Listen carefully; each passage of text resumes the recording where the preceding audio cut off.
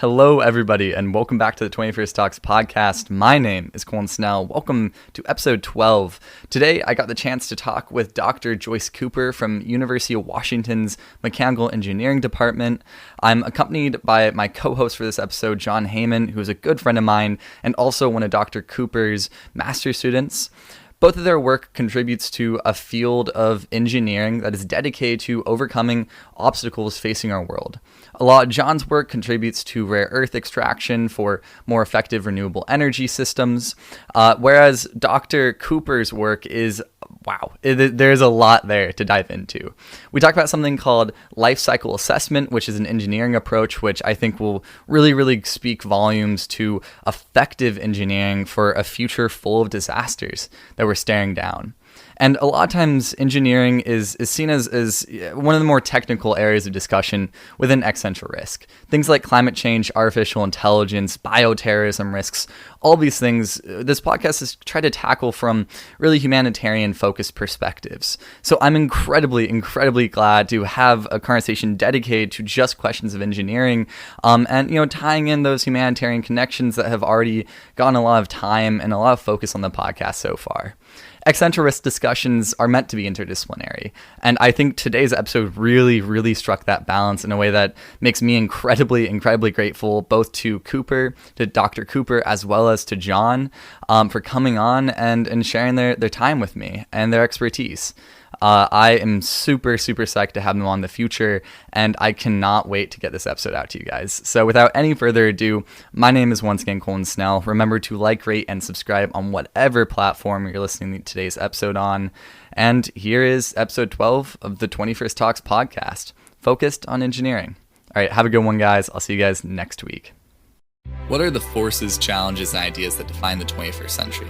Conversations to understand the greatest figures and stories of today to create a better tomorrow.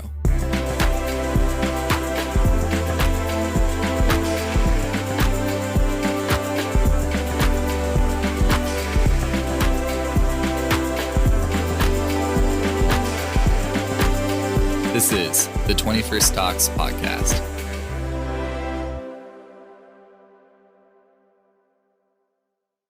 Hi, everybody, and welcome to episode 12 of the 21st Talks podcast. Today is a very special episode, as always, with my co-host, which is I'm so excited for, John Hamann, who is, did I say your last name right, John? No. Oh, I screwed up again. Oh my gosh. Hamann. Nonetheless, John Hamann, who is a master's student of material science at UW in Seattle. And he's also a co-host for this week's episode with Professor Joyce Cooper, who is also who is a professor at UW. And we are going to have a fantastic conversation about sustainability, this really interesting field called LCA, and hopefully get to the bottom of some really important questions concerning sustainability and the future of material science. How are you doing today, Joyce? I'm great. Thank you so much for having me.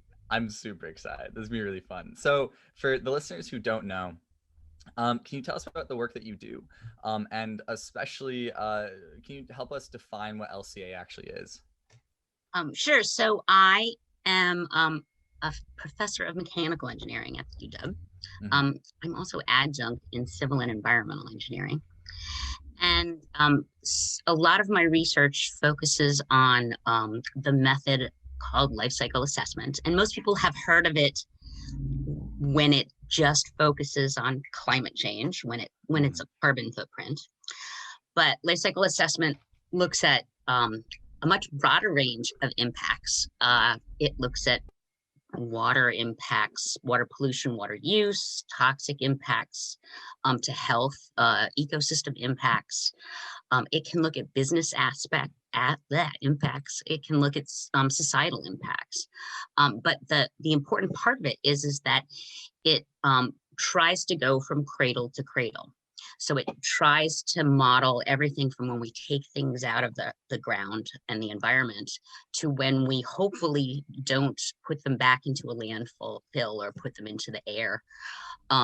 Instead, we're continually creating a cycle, like life cycle assessment, so that we're creating a system that's more like a natural system.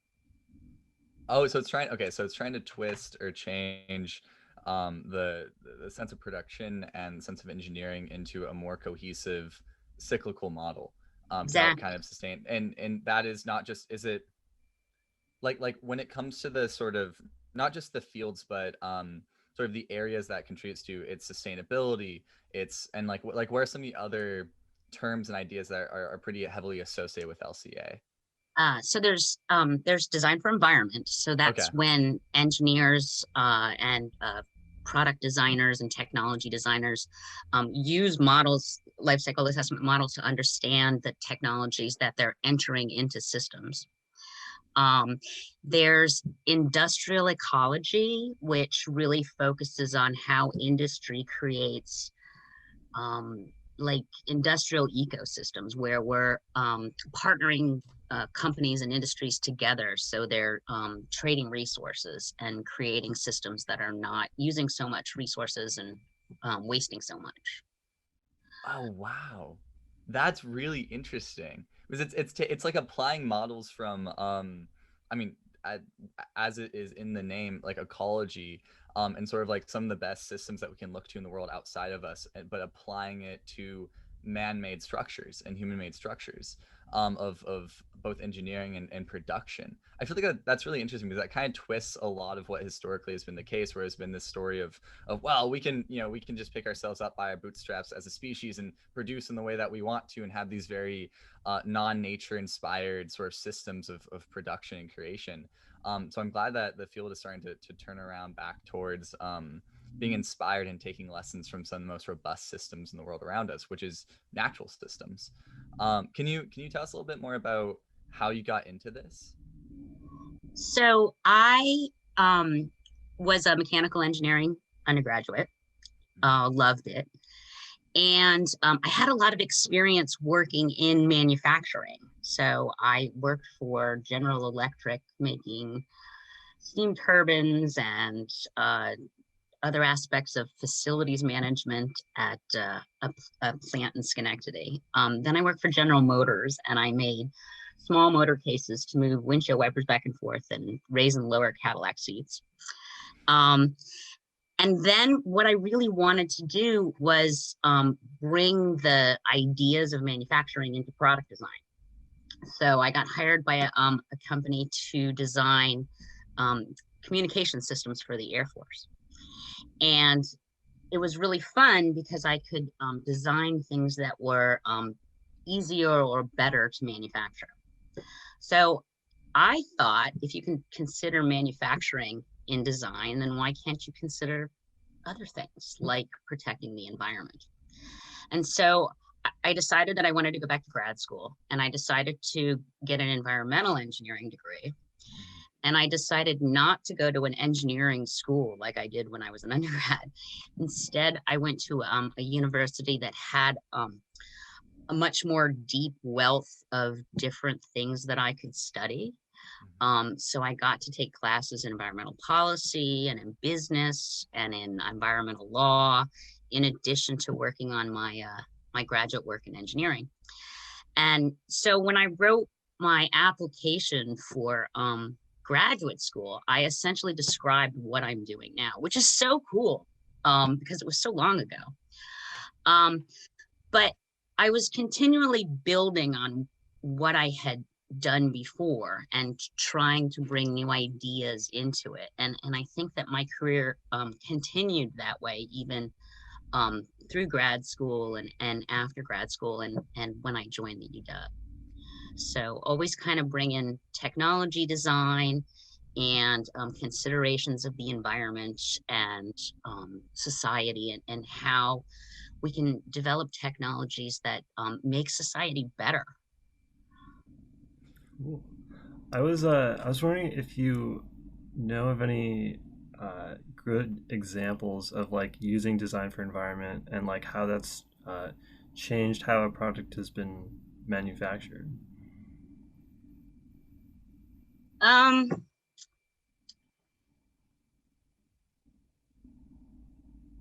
that's a really good question.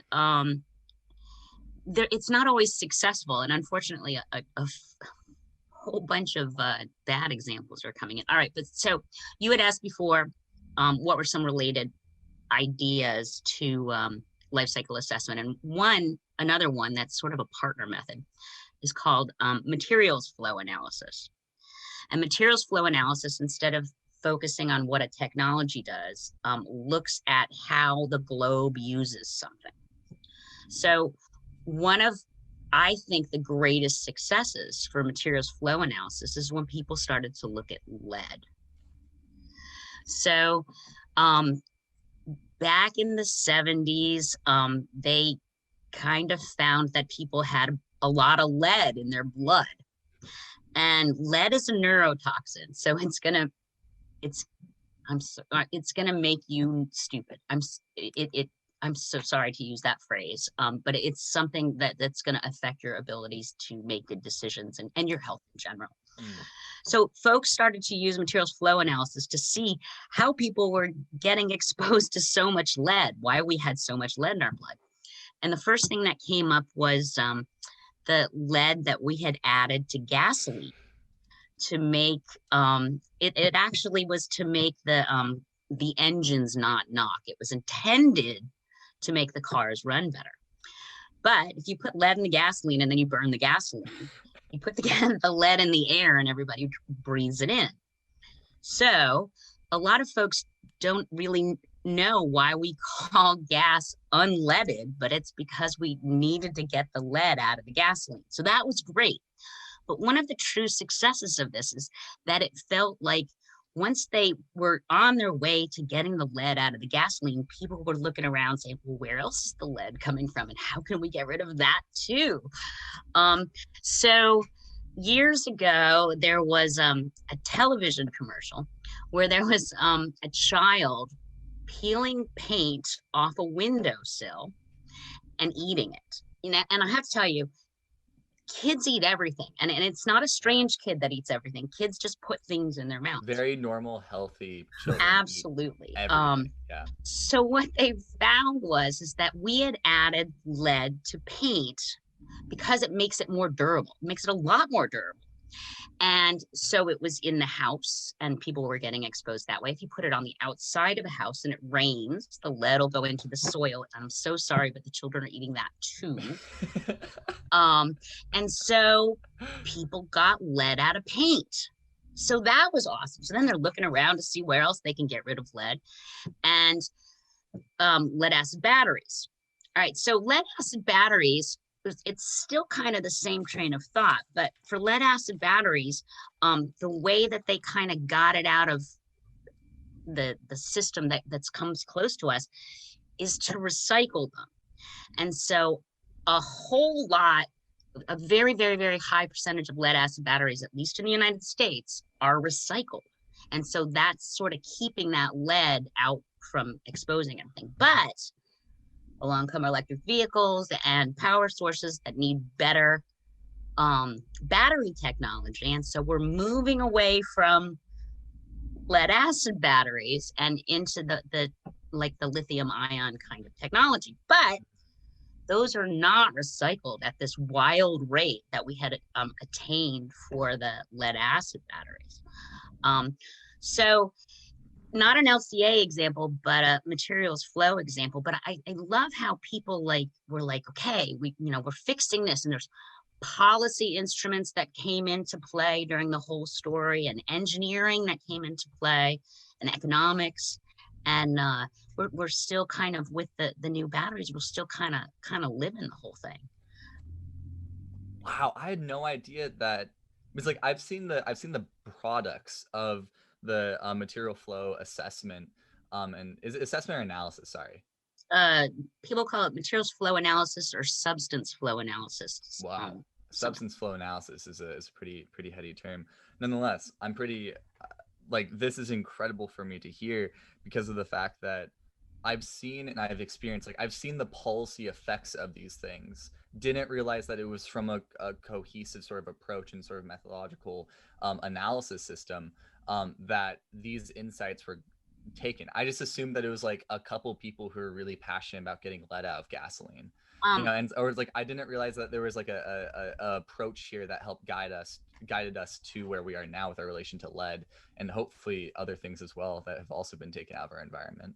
Well, and I don't know that it was this, concerted effort where everybody got together and read this materials flow analysis and said, okay, you do this and you do that and you do that. I wish things happened like that, because that would just be really demonstrating the power of good people. So maybe my question would be is if we can, how do we make more of that happen? How do we take science and put it into a form where people can gather around it and kind of figure out what needs to be done to make just giant things happen? I have not lately looked at the levels of lead in all of our bloods, but I'm thinking it's less than it was when we were burning it in gasoline. I would hope so. Yeah, if it isn't, there's something else going on there. Seriously. Similar to the Roman lead pipes issue that led to widespread impotence and stupidity across the Roman elite classes. Well, and yeah, and then there's Detroit, or the Flint, I think it was. So Yeah. it's not perfect, and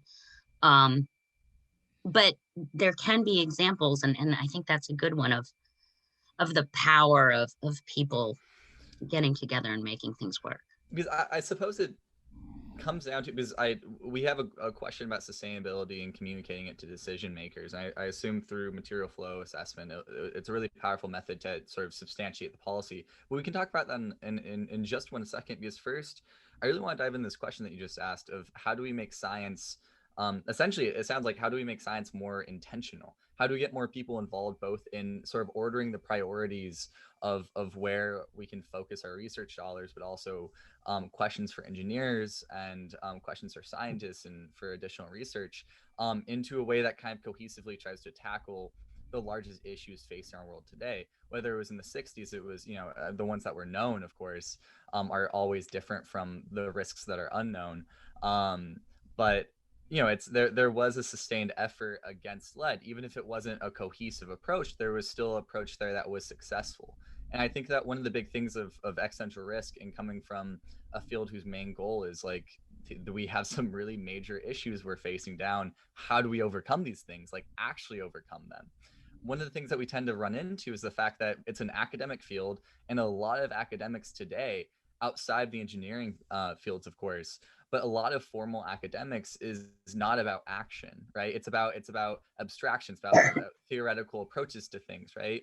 And I think that there's a certain level of, and I especially feel this my home field of philosophy and home field of politics. The politics is a little bit better here, though, is we've abstracted a lot of the useful ideas from history, from philosophy, from even some lessons from political philosophy, that people don't feel like they're accessible anymore. So I think a part of the question, how we make science more, not just accessible, but get more people involved in the sort of priority list and, cohesively working to tackle these really big scientific issues, is helping to find the right ideas that can inspire people to actually take up arms. Like, no, like, my thing is I'm gonna go into this very specific field, get a master's degree in this, something higher, and I'm gonna dedicate myself to this very specific problem.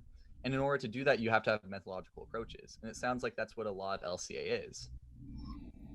That's very, very true. And it's benefited from here. So so John and I have worked together for 4 years now, I think. Yeah, just about. And if we can watch his eyes roll, one of the reasons that life cycle assessment is where it is today is because there's standards that dictate how you do it. And like an engineering standard says, that they all started out on being related to boilers, because we wanted boilers to be safe and not blow up. Sounds like a good idea. So they got all the experts together that knew about how to make safe boilers, and they made standards so that when people built boilers, they were following the experts' advice and not blowing up. All right, so life cycle assessment does that too. It has a standard method that's been discussed by experts, so that when people are working in life cycle assessment, it becomes something that follows what the experts think that is important to include. But I really think that we're at this crossroads. I think if you had asked this question about making science more accessible 10 years ago, what people would have said is, well, we just need a bunch of people that are interdisciplinary, like trained in how to bridge disciplines, and that'll work. And I don't know that that's been as successful to the end that you're describing of really bringing people together. But now I'm going to answer the question, unfortunately, like with I'm an academic and I've been working in life cycle assessment eyes, because like that is just truly who I am. So I also see us at this point where we have instant access to information, tons of information, good information and bad information. And as scientists or as engineers, there are methods that we can use to bring together large amounts of analysis on different topics and look at all of the results that people have gotten and present them in a way that allows people to make decisions based on the body of literature instead of a single study. And it's related to statistics, like basic statistics that some of us took in high school and some of us took in college. And basic statistics allow us to understand how to combine data that has different assumptions by it. But there's also, when we make models, there's models that are made in all different parts of the world, in all sorts of different universities, and we all bring our knowledge to the table. And so when I build a model of electric vehicles in the world, I might include different things than somebody from other universities at other parts of the world. So the trick is to use statistics and develop sort of a harmonization or a meta-analysis of models and data that people from all over the world that bring all of their great expertise in, so that we can sort of digest it in a way that says that, you know what, the answer's not 4, it's between 2 and 300. So trying to really bring the expertise of wonderful people into a way that we can bridge that gap. Now, so here we are, and everybody has all this access to information, but I don't know, John, if I've mentioned this in class lately, but if you think about sort of people's acceptance to uncertain information, it can be, and historically has not been all that great. People don't want to hear from me that the answer is between 2 and 300. They want to know it's 4. And I can't say that it's 4. But we're getting, I think as a people, we're getting more able to accept uncertainty. So here's my example for you. Ready? You ever watch the Weather Channel? I love the Weather Channel. But when you watch the Weather Channel and there's a hurricane that's about to hit Florida, the Weather Channel is not going to say, here's this one model and it's going to hit the east coast of Florida at exactly this point and everybody should evacuate. Instead, what they do is they say the US models are looking like it's going to hit in this range, and the European models, and they actually call them that, suggest that it's going to take a turn to the right and go off and hit North Carolina instead of Florida. So if people can watch the Weather Channel and say, okay, we've got all of this wonderful data that we're trying to digest, but we're really trying to figure out where we should evacuate people from. But I think we're getting there. And I think if we can take that skill, that general public skill of not needing to know that the answer's 4, that we can kind of bring in together all of the science and the data and get to a point where this instant access to information is really well digested by people. So before, we were going to just educate a bunch of people in interdisciplinary sciences. Now, you know what I want to do? We need to go back to K through 12 And we need to talk about information and data and making decisions under uncertainty. And we need to talk about implications of decisions and how they affect communities in different parts of the world and how they affect the climate. And so it's like my perfect view of, K through 12, it changes. And one of the big things when I was just starting at UW was that the folks that were coming through K through 12 had teamwork experience. Whereas when I was at school, we never worked in teams. I never worked in teams in 12, and I never worked in teams at university. But they made it so that it was part of the K through 12 experience, so that when people got to the University of Washington, I didn't have to teach people how to be respectful of people in teams. So I'm hopeful that we can kind of, like move forward K through 12, some of the aspects of understanding information and giving young people the ability to be able to assess and make decisions based on the information that's available. Yeah, is that too far? No, that's one of the most, that was a fantastic thing to listen to just there. There's so many directions we can go with this. I think, sorry, what were you gonna say, John? Yeah, I just one thing, and there's a lot to unpack there. When you were talking about kind of like, we'll just have everybody, do interdisciplinary science. One thing that I think was really impactful for me during my education was taking a folklore class and learning how people tell stories.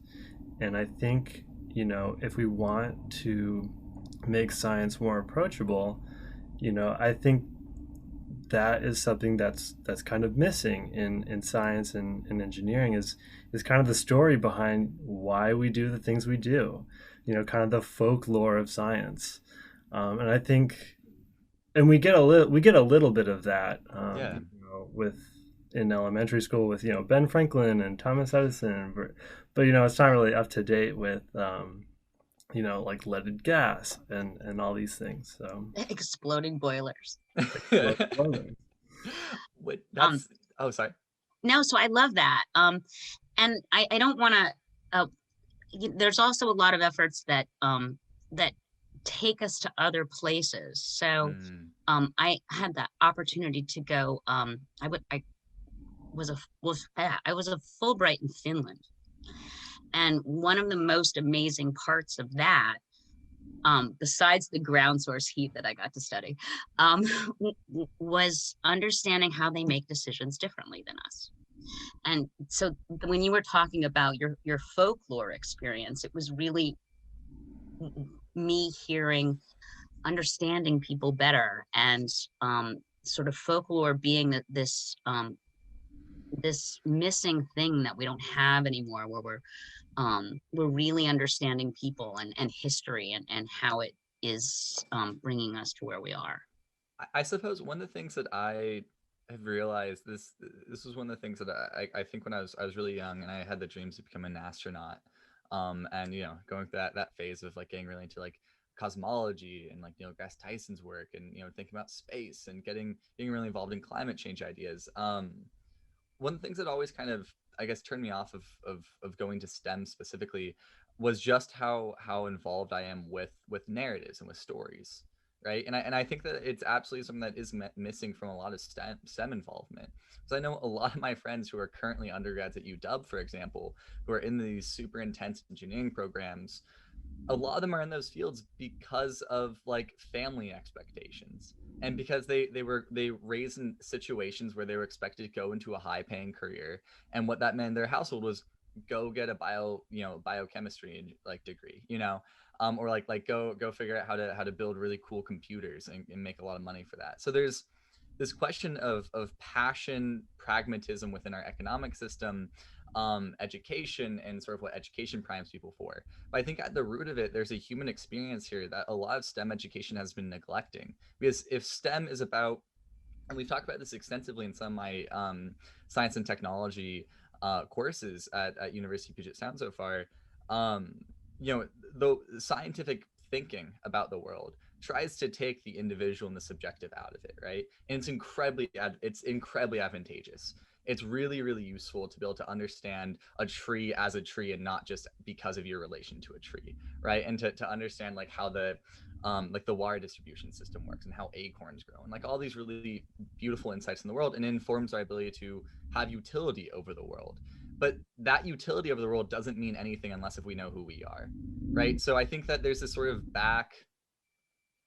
it's not even really a backlash against conventional scientific ideas, but there is a much needed place, I feel, for the human to be the basis in which people explore scientific ideas through education and through all these other things. And I think we're onto something here by saying that it comes down to those stories that we're telling about people.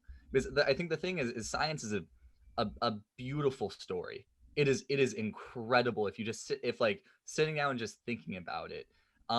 It is a wonderful, wonderful story of us as a species doing some really, really interesting and wonderful things that have ethical byproducts that are overall fantastic and have really, really great potential for where we're going in the future. But I also think that a lot of people don't get into it for that reason. And I think having more folks who are in it because they want to participate in that collective story that they can help write a chapter of, I think that is a very essential aspect of this scientific education question. What do you guys think?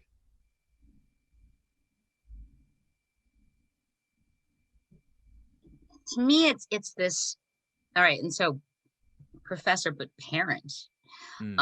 So to me, it's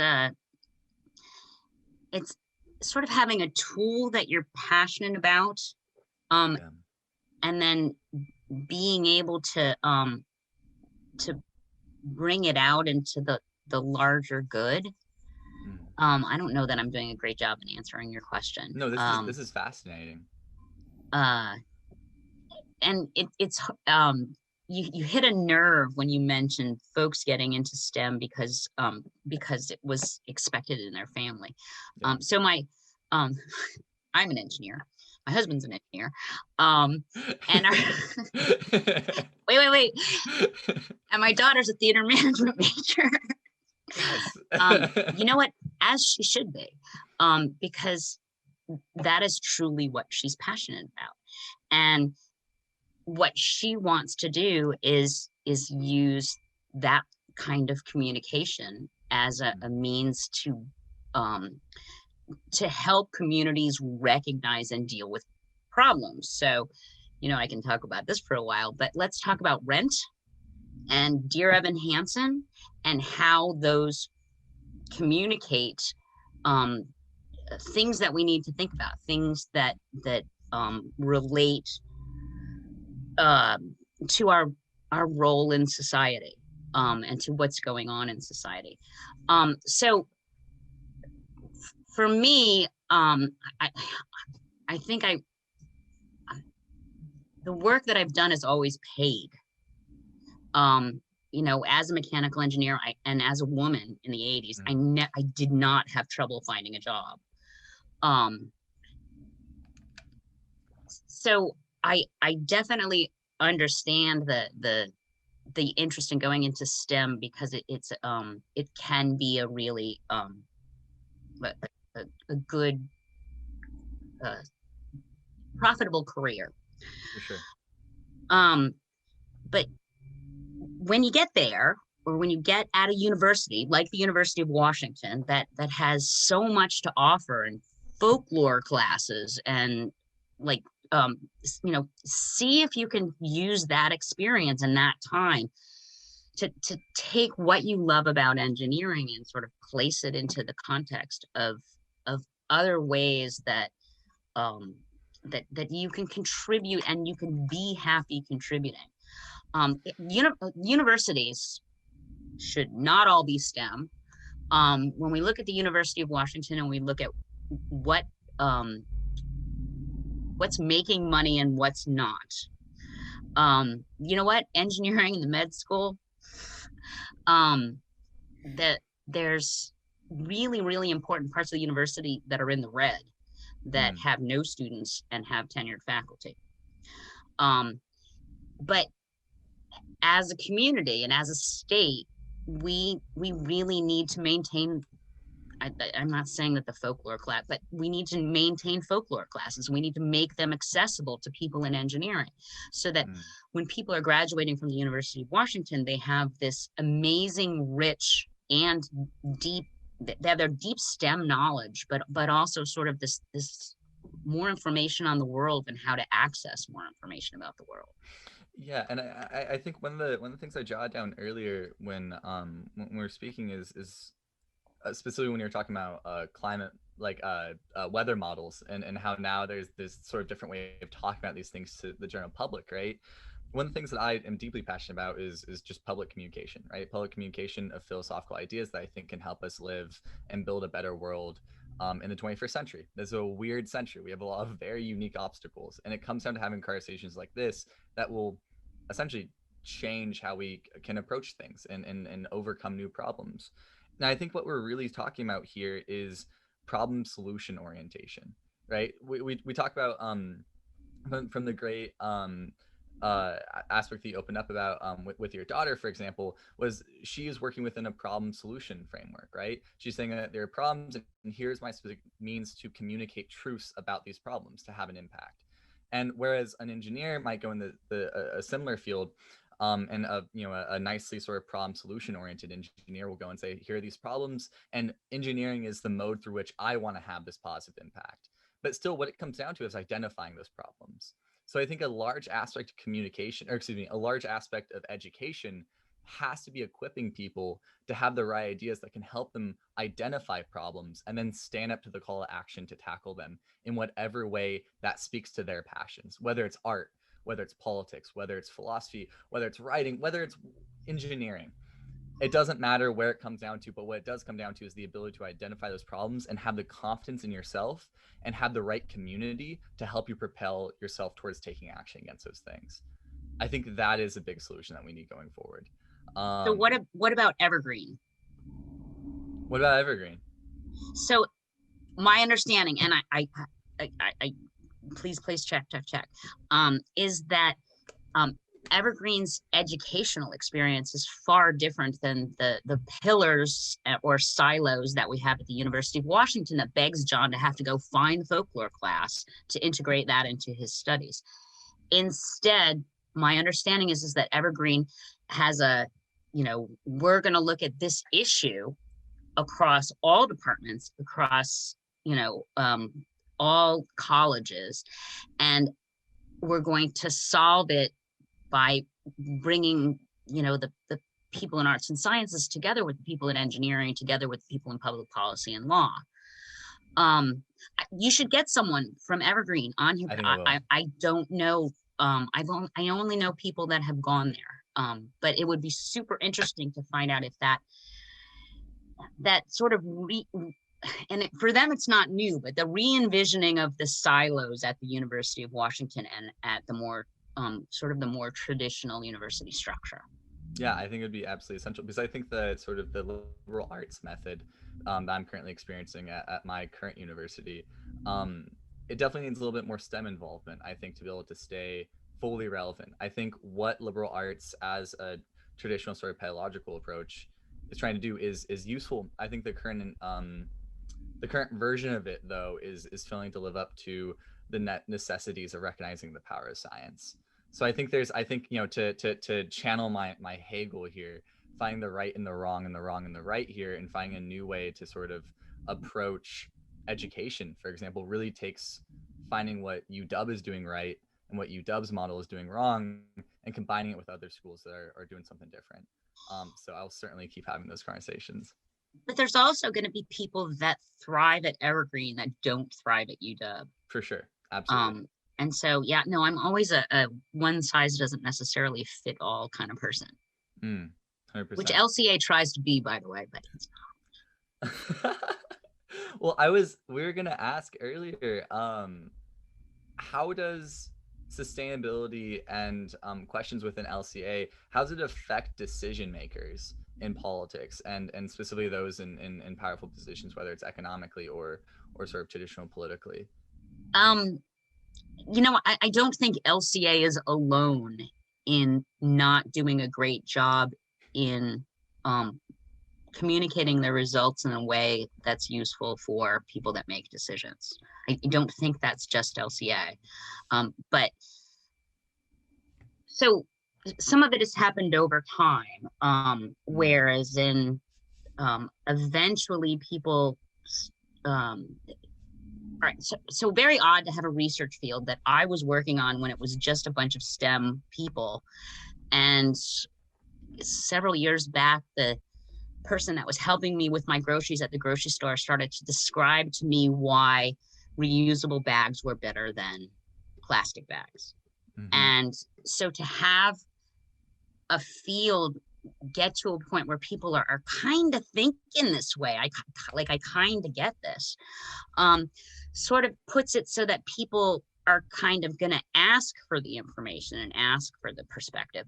But unfortunately, they're not always going to get the answers from the LCA community. And they shouldn't be, because they're models, and sometimes they're models of the future. But which infamously are always super accurate, right? It's super easy to model the future. It's true. And yeah.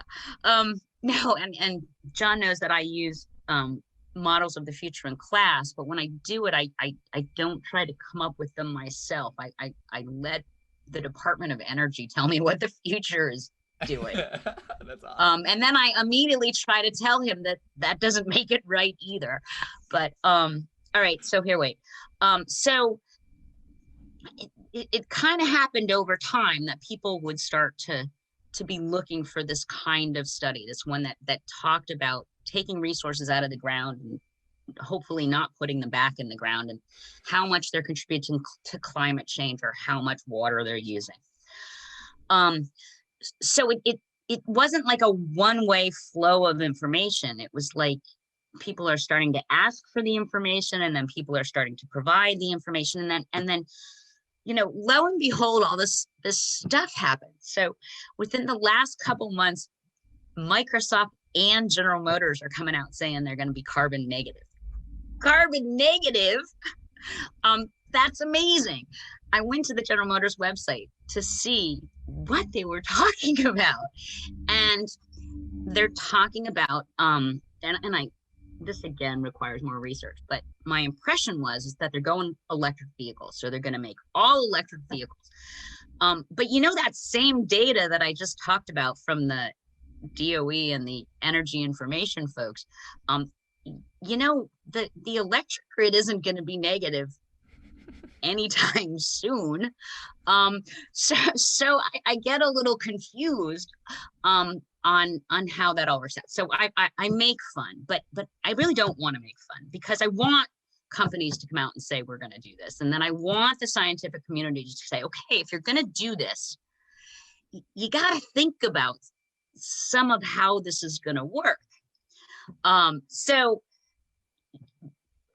I think there's room here. I think there's room for these giant companies to say, we want to make this work. And if we're going to make this work, do you want to hear what I'm about to say? Yeah, this sounds interesting. All right. So if they're going to make this work, then we need to not be creating our supply chain based on, John knows, you can hopefully see where I'm going to go with this. So General Motors doesn't want its supply chain to be based on the best, most renewable energy possible. Instead, they want to make it the worst and go and create excess renewable energies in those communities and help rebuild those communities with education and community development, so that this giant company of General Motors that has so much reach throughout the globe can actually move us towards carbon negative.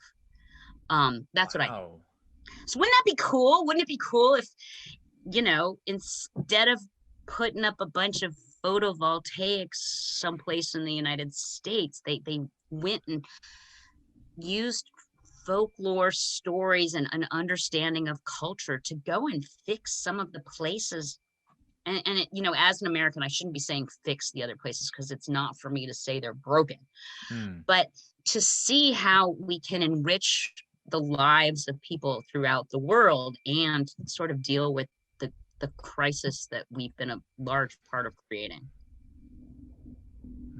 So how's that? I think it's a great idea. All right, let's do it. It's gonna be messy, but And it won't happen instantaneously. But I don't know. It seems like, there's info from science, there's a pull of information from decision makers, and there's access to information everywhere. So how do we make that better? How do we make it so that we're truly on the ground improving people's lives and communities, and we're not walking in and saying, I know what's best for you, I know what your community needs, because that's not in that spirit of folklore. And how, to me, folklore is really making you understand why things happen. So why do things happen in different parts of the world in a different way than they happen in the United States? And it's not for us to say what's best for them, but there's also an opportunity to get them better access to clean water and nutritious food, and education, if they want it in a way that they can bring resources to their community and raise their communities up. There's two connected ideas here that I think 21st Talks is starting to see as a cornerstone of our entire goal and plan for change, right? It's the two ideas are solidarity, both within a political sense and within sort of like interpersonal sense. And the other connecting idea is this concept of mutual recognition, recognizing everyone's full humanness, whatever terminology you want to do. And there are things that politically we talk about, that we do, right? Like the traditional liberalism and neoliberalism is predicated off the concept that you're thinking of people as human beings and you're trying to maximize their power and stuff, right? But within the last 50 years, we've seen the limitations in neoliberalism. Absolutely. But nonetheless, I think whatever politics of form and whatever approaches life form in the 21st century, I think the most effective ones will probably be predicated off the ability to have solidarity through common struggle between groups of people, and recognizing that other folks from other areas of the world, or even from within our own community, have their own approaches to things. And a big part of what we have to do is recognize what problems we're actually in the fight together for. And I think there's a couple existential philosophical ones, which is just like the struggle of existing as a person in a pretty indifferent universe and everything that comes with that. But there's also questions of existential risk, right? And I think that's one of the reasons why the field speaks to me so much, is these are threats that we're in the fight together for, no matter if we don't like each other, if we like each other, right? One of my favorite things to say about the field of existential risk is that I haven't met a single person in it who I don't like, but if I even found an arch nemesis in the field, if they got a promotion over me into a research position, I would still probably be happy, because it means that someone is still doing work. Even if I don't like them interpersonally, there's still a solidarity there between, based off of a recognition of, what they're trying to do. So I think a related question here for you is, what role do you think new sustainable technology plays in addressing the existential threat of climate change? Like where's this all going when it comes to these major threats, but especially climate change? Also, that question is courtesy of John. It was very, very nicely written. So wait, is this what technologies should we be deploying, or what's the essence of this question? So I guess the essence of this question is when we're thinking in that problem solution mindset, engineers love to come up with something new to address a problem that might be the result of something that we did of that same process 10 years ago. And so, when I think about technology and I think about new technology and how it can address problems in sustainability, I think there's two sides of, we want to develop new technologies to address the problems that we have, but I think the flip side of that is changing kind of sort of like the root cause of that initial problem, uh, without over engineering a like a new product or something. All right, I'm going to try something. So let's talk about medicine, and let's talk about all of the wonderful work that folks have been doing in technology related to medicine. But we're causing a lot of the problems in the first place that the medicine is needed for. So help me out here. So I don't know where to go from here. So when you were talking about solidarity, Mm-hmm.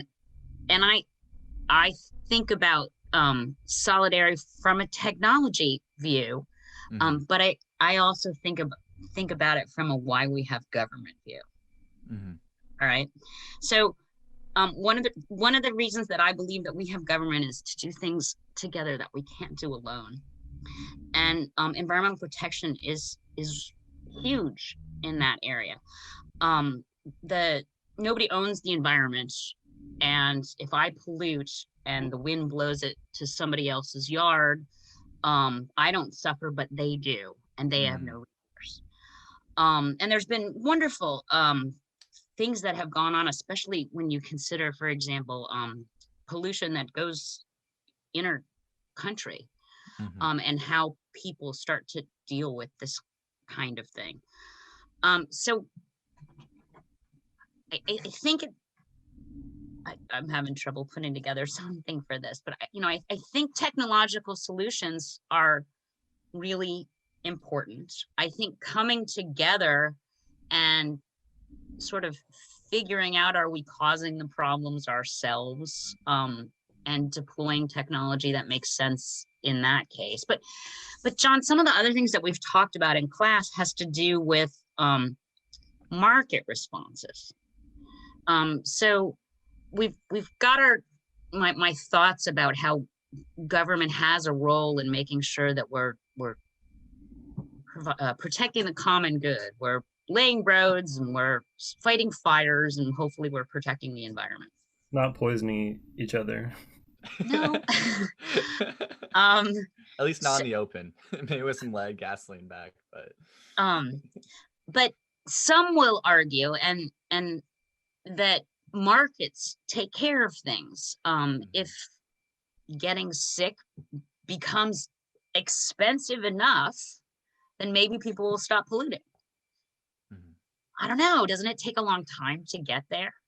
John, if the rare earth metals become expensive enough, are we, gonna switch to another technology, or are we gonna really try to get more rare earth metals out of the landfill? I don't know, and I don't know that I'm doing a great job in answering your question. No, this is really fascinating because of the there right now one of the really major pieces in existential risk is it's actually an economist piece called the appallingly bad climate change science of neoclassical economics, and it's all about how the models through which economists use sort of like predict change within economic systems predicate off of this idea of supply and demand. Kind of is, at least my takeaway from it is the idea that it's kind of us as a group of people trying to do something, throwing our hands up to the wind and saying, well, this sort of force of supply and demand will dictate and kind of control where we go, and it's going to lead us in the right direction. It's a faith proposition essentially, right? Which is kind of funny to think about in terms of like a very secular world, and pretty secular fields.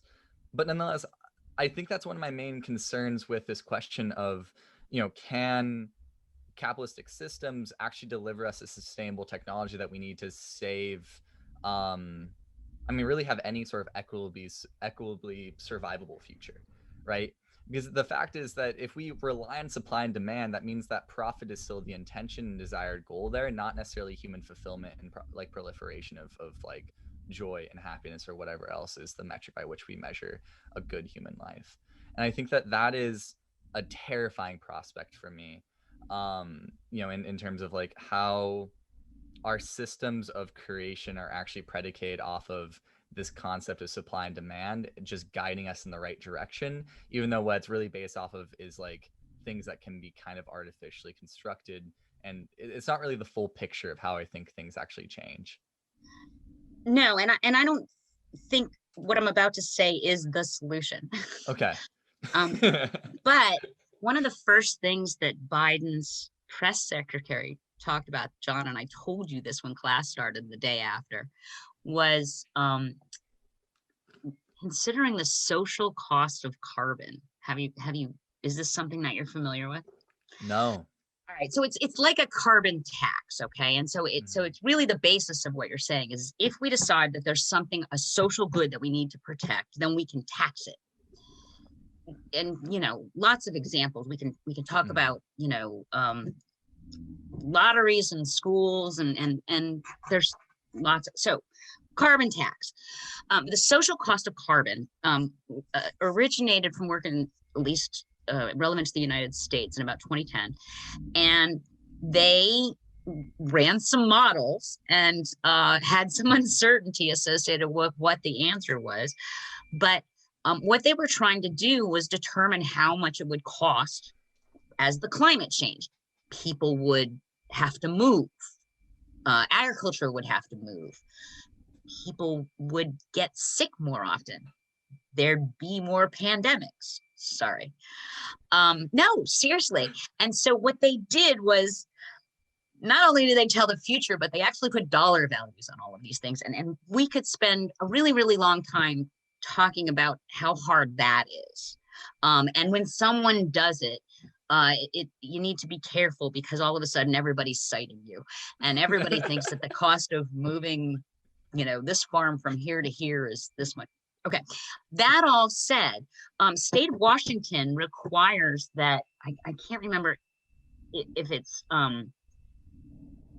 construction consider the social cost of carbon for infrastructure. And I talked about it in class, John, and I can't remember, but there's a Washington state law that requires that people consider the social cost of carbon in their economic impact assessment. But the original work came from the US government during Obama. No, who was president in 2010?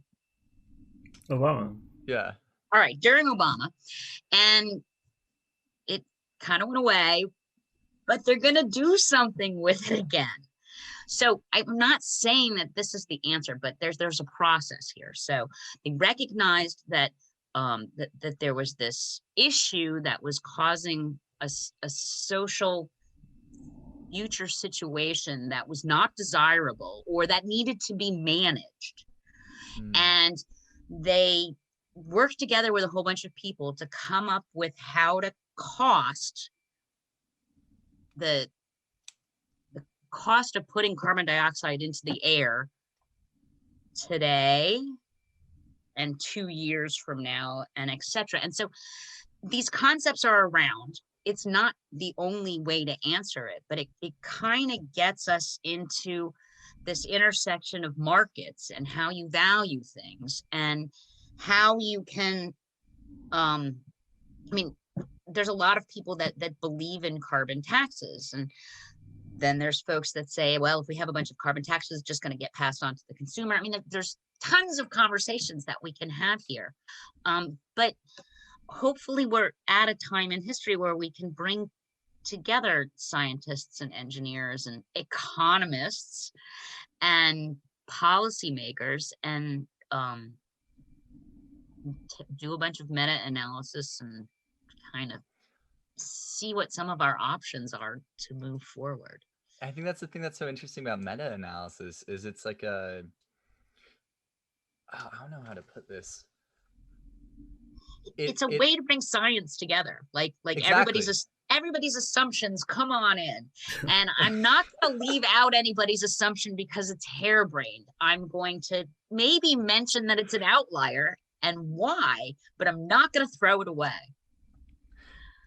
And I think that it's that sort of alignment of just like all of this massive amount of data and assessments and just all these findings from all these um, different researchers. And as we were talking about earlier, kind of having a formalized approach to those things to help overcome the sort of I want to say like grammar and sort of differing like approaches between different departments and different university settings and all of that.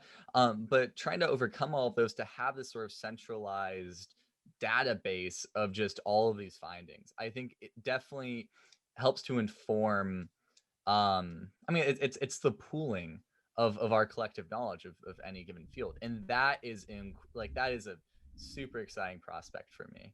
And that's actually some of the basis of how Microsoft is intending to use artificial intelligence to combat climate change. And there's folks locally that you can talk to about Wow. that. And I don't understand it completely. It's on my list of things to read. But I can send you the link to a video that they have about their goal of being, I think it's carbon neutral by 2030 and and they're going to overcome the carbon that they've historically emitted by 2050. Oh, wow. I think that's what it is. But I think they've really tried to think about this, getting information in a useful format to everybody, and finding ways that we can use it better and be more in this combined effort to educate us all and get us all comfortable with the answer is not 4, it's between 3 and 300 or 2 and 300, so that people are sort of understanding that a lot you want science to be objective and perfect, but it's biased by what you consider in your analysis. And so this bringing together of different perspectives can bring perfection to science. Sorry, that one just like came out like the bottom note on an email. Sorry.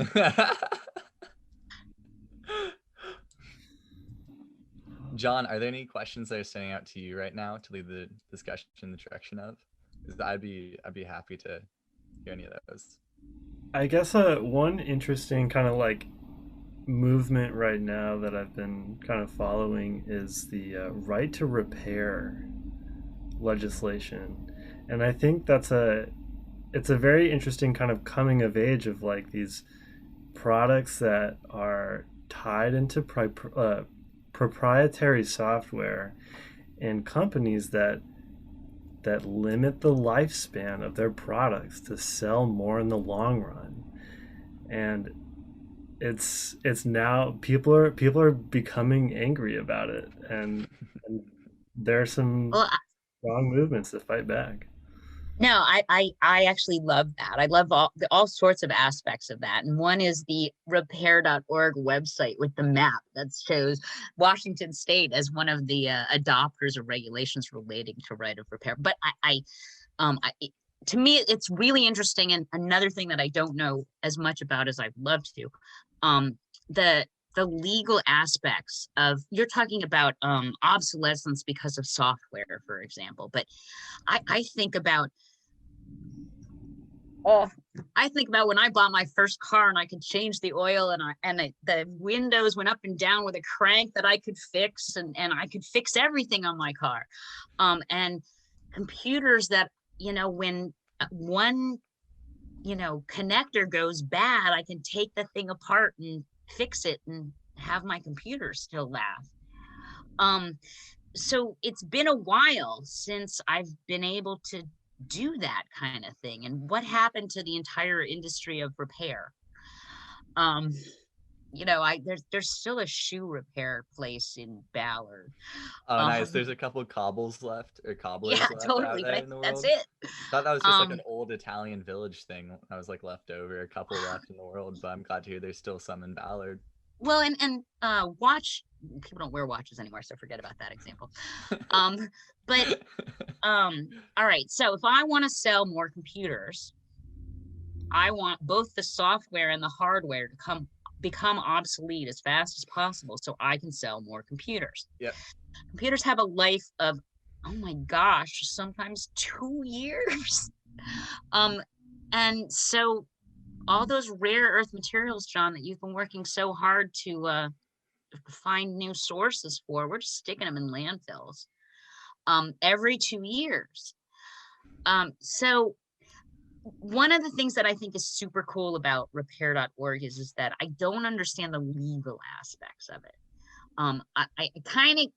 I was imagining that it had to do with me losing my warranty on my computer by taking the cover off.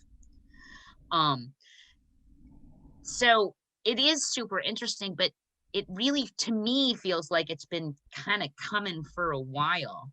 And actually, you can't have this conversation without mentioning phones, so we should mention phones. I agree with you. And so do you know who repair.org is? Is it kind of a grassroots thing? And is it an example of what you were talking about before, of people that saw something and then put together an infrastructure to start managing it? I don't know much about repair.org specifically. There's a YouTuber that I follow. I forget, I think it's Louis Rossman, and he's a MacBook repair guy. And he is like kind of on this crusade to advance right to repair in all these in states across the US. And a while ago, he was in Nebraska, and Nebraska is actually a really interesting state because we have a lot of farmers in Nebraska. And all these farmers have John Deere equipment.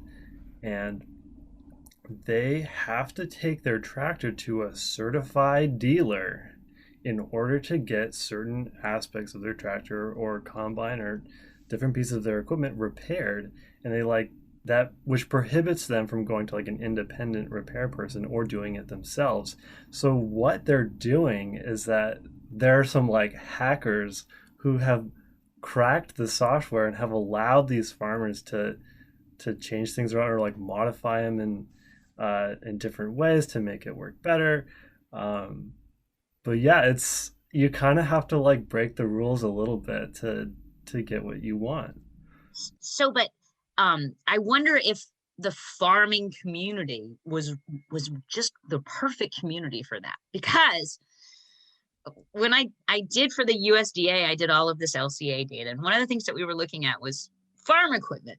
And so we were trying to model what the fleet of farm equipment looked like. And the thing is that there's like really old tractors and really old equipment because the farming community used to make their stuff last for a really long time. And so they were probably, outraged when they couldn't have a tractor for that was 30, 40 years old. So maybe it's that combination where this person sort of found a culture that was ready for no, we're not going to accept that this is going to start happening, and was also able to work with the folks that were having the problem. But yeah, check out repair.org. And it's a website that talks about the laws related to right to repair throughout the United States. Cool. This is, yeah, I'm gonna definitely check that out. This has not been on my radar at all. I know, John, I think we talked about the tractors and right to repair like a little bit a while back when we had that first fantastic discussion about like man's search for meaning and all the fun stuff that was kind of the foundation of our friendship. But yeah, I'm super stoked to get into this. I have like several pages of notes at this point on my pad. There's just so many directions to take. I do want to be mindful of time though for you, Joyce, as well as for John. Are you guys okay on time to talk for another like 15 minutes, or should we cut it and move to the end closing questions now? 15 minutes is good. Perfect. But yeah, let's yeah, that sounds good. This conversation is incredibly enjoyable. So we'll certainly have to do it again at some point. But okay, let's see. What direction can we take for the next like 10 minutes before 5 minutes of closing questions? Let's talk about stakeholders. Yeah, let's talk about stakeholders a little bit. I don't even know how to formulate a question about stakeholders at this point. John, do you want to Sure. jump in some pertinent stakeholder stuff to LCA and or material flow assessment stuff? Yeah. So if I'm an engineer and I want to like make products that last longer, so I'm going to incorporate repair into my design for environment. I'm going to design my products to be repairable, right? And how am I going to have an organization or a company that lasts on, or that lasts, you know, that is kind of like durable, not durable, that's kind of that's the wrong word, but like is sustainable, like from an economic standpoint, like how, who's going to pay me to make a product that lasts for 50 years? So some of the mechanical engineering design textbooks tried to push this along. If you remember when we talked about modularity, so modularity has a purpose in being able to remanufacture or repair something, but it also allows, on the profitable side, a company to be able to offer variants of a product. So I can have I can have cool iPhone 1 and cool iPhone 2 that has a little bit more features, but a lot of the same components that are used to make it.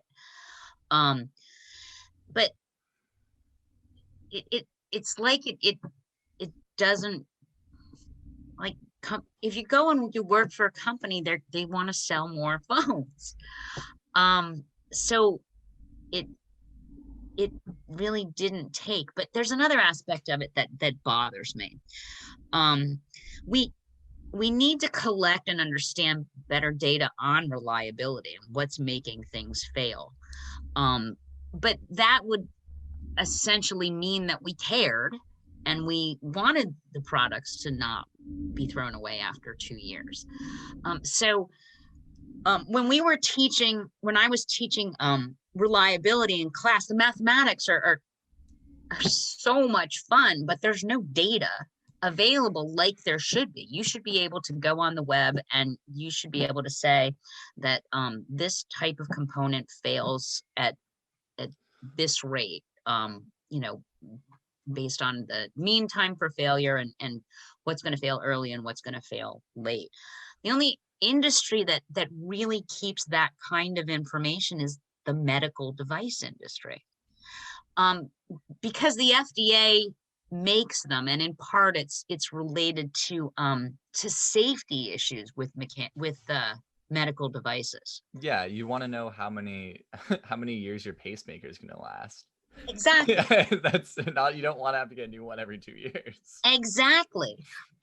So there's like an easier sell on that they can relate something to safety. But how do I make that argument for, the phone or the computer that I want somebody to buy? And for people my age, one of the things that immediately comes to mind, and it is also dealt with on the repair.org website, is appliances. When I bought my first washing machine, it lasted for like 12 years, and now you buy them and they last 5-6 years. And they're designed to fail quicker now. It's what it sounds like, as a completely purposeful thing. Right, so that I'll go and buy another washing machine. Yeah. I don't have a good answer for you. But I think, oh, sorry. No, I just think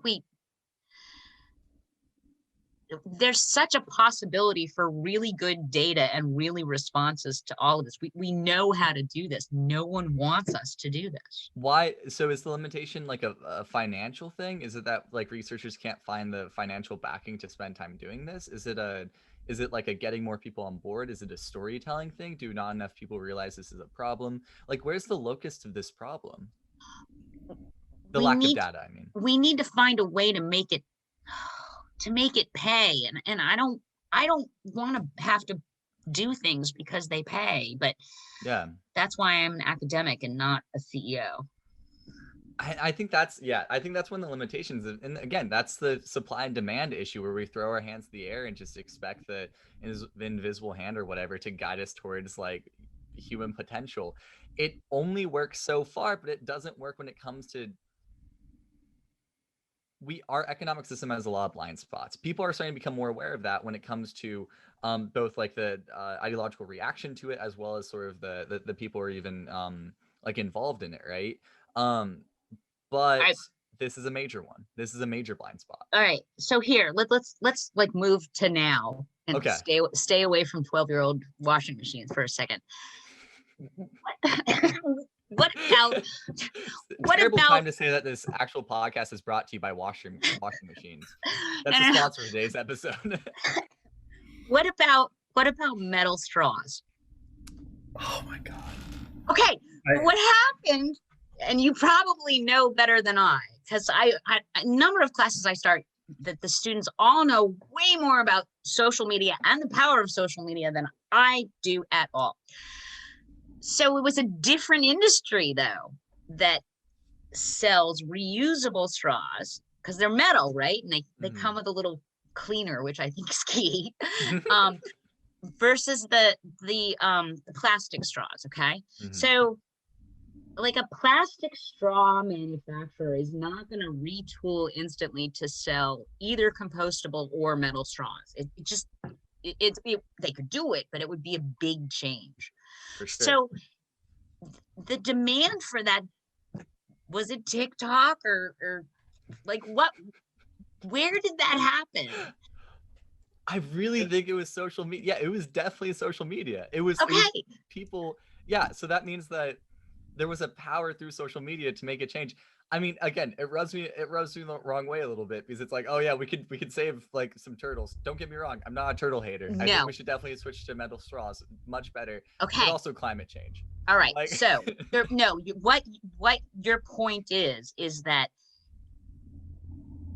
couldn't we have picked something more important than straws? But it may have been the microplastic folks that were, and I like the microplastic folks because they're because they're doing a lot of what you were saying. They're joining together with a whole bunch of different people, and they're communicating what's going on.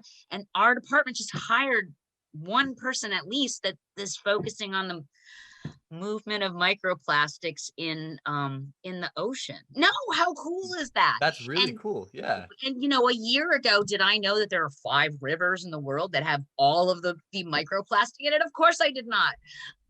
So all right, so gotta love the straw thing, but how do you make that so that it's not straws, that it's really a problem that's going to have a much bigger something. And I think the real question there is, what was the straw that broke the camel's back in relation to the straws that broke the... Yeah. I also want to bring up a point about the microplastics. So my understanding is that we have so many microplastics because we're washing our polyester textiles that we made from our recycled plastic bottles. Yes. All right. So why do clothes wear out? It's not because we wear them too much. It's because we wash and dry them. Oh no, I agree. Wow. So it becomes this wonderful ocean model, right? Because how is it getting from, all right, so from my house, it's going to the Discovery Park wastewater treatment plant, out to the Sound, and then out into the water. But I completely agree. But aren't most of the plastics related to the computer recycling and the other things that have been going on in different, I don't know. I mean, I think when it comes to the really I don't know. Like I was thinking earlier, like potentially e-waste, like taxes as like a way to sort of increase, because we were talking about the Biden administration's approach to like taxing for social good. In the sense of what was the specific term? Social cost, the social cost of carbon. That sort of viewpoint, I think, can be applied to things like waste in other directions apart from just carbon. I mean, historically they have, of course, right? But especially for microplastics, and especially for, I think, e-waste, like the, where it's like cobalt gets into the dirt and stuff and is not exactly good. No, it does. But you have to remember that we live in Seattle and the rest of the world is not Seattle. So yeah, exactly. I can't remember 2009, we started taking people's computers, printers, televisions for free in the state of Washington. And of course, the story goes on, as John knows. But that part where we made it through the state of Washington to start the system was a good start. It's just that there are some hiccups along the way. So yeah, I don't know. I don't know. But you have to make the straw work for more issues. Yeah, I think the straw strat is definitely going to be applicable for the rest of I mean, a bunch of other issues. I think we need to just get TikTok and YouTube on our side here. Get those social media giants. Well, that and what was the one where they were throwing water on top, ice water on top of people? Oh yeah, the ASL. Yeah, ALS. ALS. Okay, yeah, not the American Sign Language Challenge. So no, but that sort of created a platform for how this is going to work by engaging famous people. Yeah, it's using the desired clout of individuals as kind of a gateway into effective change for things. And I think that's, sorry. No, it's the definition of influencer is what I was going to say. But again, I'm not on social media, so whenever I talk about it, I'm like, ooh, I should talk about it. It's a fun area to talk about. Also terrifying at other times to discuss. I think we should, I mean, just for time reasons, we should move to the closing questions. So we have 2 closing questions. Actually, I scrapped that for 3. I missed one. But the first one is, and these can be rapid fire, or you can dive into these as much as you want to. But what advice would you give for a young person looking to learn more about the field, about your field specifically? So this is another point where I'm talking from me.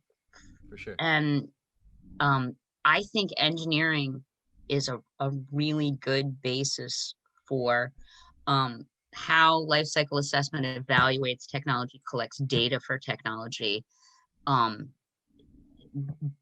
But working with engineers and working with economists is needed to move things forward, which an hour ago is what I said hasn't really worked. So I love engineering and I see the role of engineering in this. But I also try to see the role of other fields as well. So I guess my advice is find the tool that you think is really interesting to work on and the associated data, and then look for things to apply it to make a difference. But it seems like you can do that vice versa as well. That's awesome. That's really, really lovely advice. John, would you like to ask the closing question that you wrote down? Yeah, so given your experience working with sustainable technology, are you optimistic about the overall survival of our species? Future, good or bad? You were so kind as to send me questions to think about beforehand, and it really did help me sort of prepare some of my thoughts for this. That was the only question that I wrote after. I know that you. All right, so these days, I think for everybody, it is hard to be optimistic, and it's been a hard 4 years as a person who's worked for so long in climate change and in science. So So it's been hard to be optimistic for really quite some time. So long term, I just have to say, and so then I want to think a little bit about the shorter term, which is somewhat why I was asking questions about gradations of existential thought. As far as in the long term, I don't know, because I can't. The future can look so different based on what we do in the short term. Yeah. And I want to be optimistic in the short term. I guess for the times that we do work together and try to address big problems. And actually talking to you has made me more optimistic. And even thinking about the metal straws, and if we could channel that process into bigger issues, then that honestly would make me optimistic. We'll just have to accept a little bit of uncertainty. It is. So for me, sustainability is really about the future. So it's to me, it's about you. It's about my daughter. And hoping that you can have wonderful and full lives. Not only thinking about how you're affecting the world, but sort of within the world that you're creating, and your family and the people that you care about. I don't know that I'm optimistic. I'm so sorry. But I think the core lesson here is the fact that these sort of conversations are the things that help to inspire a sense of not just optimism, but a more realistic sense of realism. And I think that's one of the biggest foundations of 21st Talks and the project as a whole.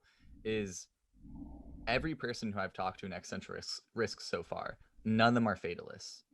And they started off as fatalists, but the more they got involved in the field, the more they got involved with people who are working for solutions and trying to understand how we can overcome things that can, like, some of the existential risk people I've spoken with are working with like the CERN like particle accelerator, and there's a fear of like the Higgs boson being unstable and just like essentially like ripping the universe, like stuff like that, right? Like apocalyptic level stuff.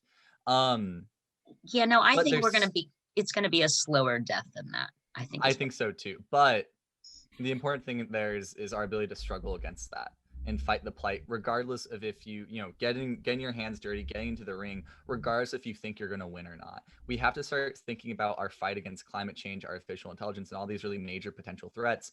We have to think of them not in terms of, will I be able to fix this, but in terms of, can I help it a little bit? Can I just do a little bit of good in the context of this really big thing? Because if we have enough people doing that, then we can overcome these things. Well, and I've enjoyed speaking with you very much, but does that individual also get something by joining? Yes. And I'm doing my one little thing, which is hard to see the benefit of, but I mean, as a species, don't we need each other? And isn't that some of what's been really hard the last year? Yeah, and I think that's one of the reasons why the concept of meaning orientation, which is another cornerstone of 21st Talks, and really is the basis for how I think we can get more people involved in fighting existential risks, is we have to show people that one of the most meaningful things anyone can do today is to participate in this collective story of what individuals and communities decide to do at the beginning of the 21st century to overcome the obstacles we're facing. And every person in life today in some way can contribute to that story. I think that is one of the most profoundly meaningful things that this project has taught me so far, and is the cornerstone of, I think, anything I go and do going forward, because that is true. So why not participate in that story? Find the good in people and in yourself at the same time. For sure.